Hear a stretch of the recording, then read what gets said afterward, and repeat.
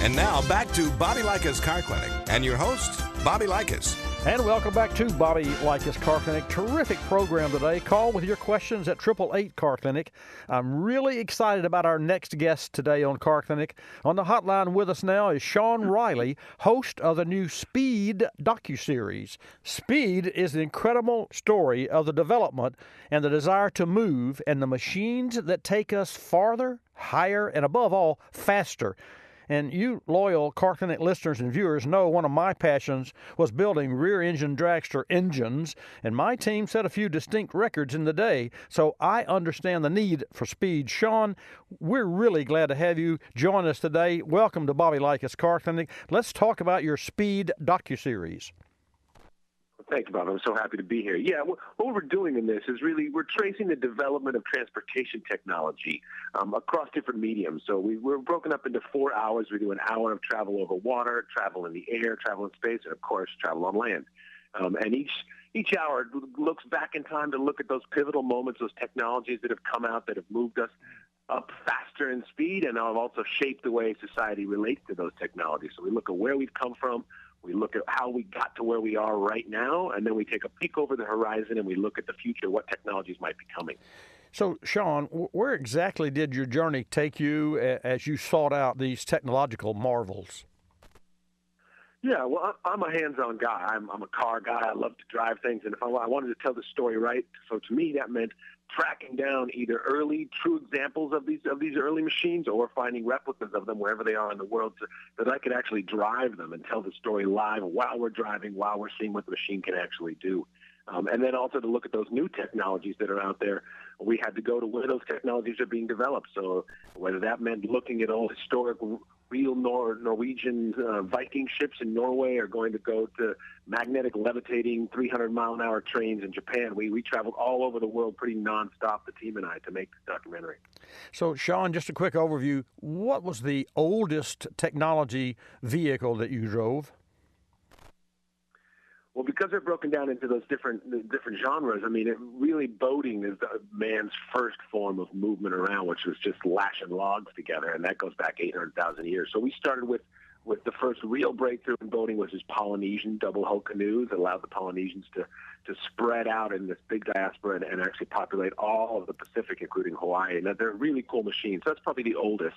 And then just as far as cars, we really looked at the very first we might call a self-propelled vehicle, which is 1801, Richard Trevithick in England.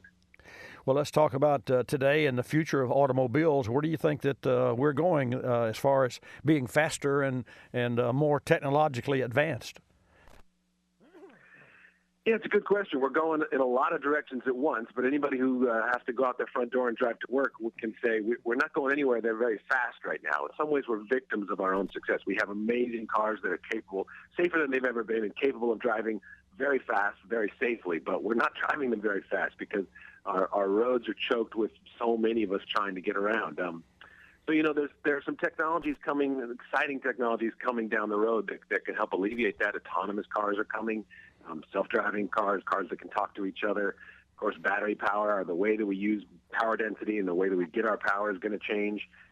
And although it seems far-fetched, flying cars are not that far away. Wow. We're talking with Sean Riley, host of the new Speed docuseries. So, Sean, where did the idea of Speed and this docuseries initiate?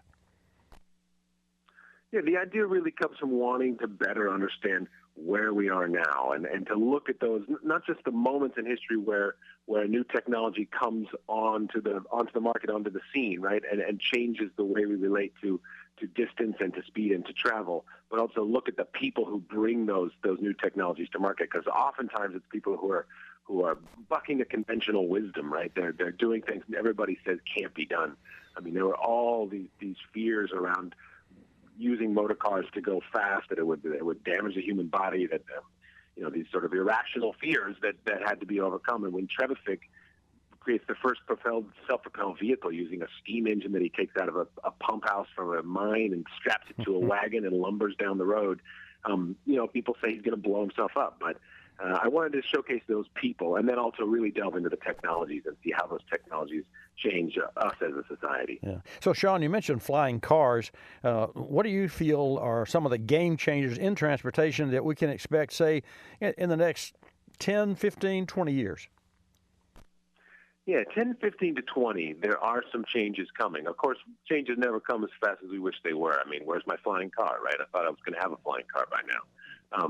There are some prototypes of what we might call a multi-copter, personal drones, VTOLs, that are capable of taking off from your backyard and flying somewhere and landing right in front of where you want to go. Very cool. Those are probably further away. We do feature some of those in the show in our look at the future. But in the near future, we're looking at advances in cars being aware, basically, advances in LiDAR technology, which allow cars to know what else is going on the road, and interconnectivity, I think, when the cars start to talk to each other to help better understand how we can keep everyone moving quickly. But I'll say also, Bobby, I'm a car guy. I like driving.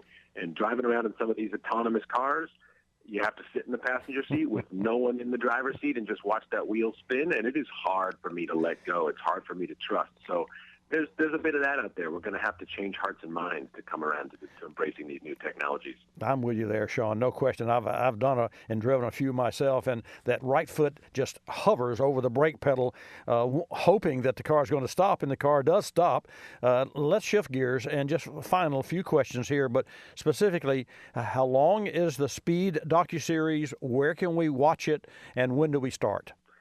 Speed is broken down into 4 one-hour documentaries, and they're all available on CuriosityStream.com for streaming right now. CuriosityStream is an amazing standalone platform full of all kinds of documentaries on nature and science and technology, all beautifully presented in high definition. So Speed, the documentary series, is available on CuriosityStream.com right now. Terrific. Sean Riley, host of the new Speed docuseries and somewhat of a speedster, as I get it. You are as well. Sure, it was great to have you on Bobby Likis Car Clinic today. I will definitely check out CuriosityStream.com. Thank you so much for joining us, and I look forward to watching you educate us as to history and the future of transportation. Thank you so much. Thank you, Bobby.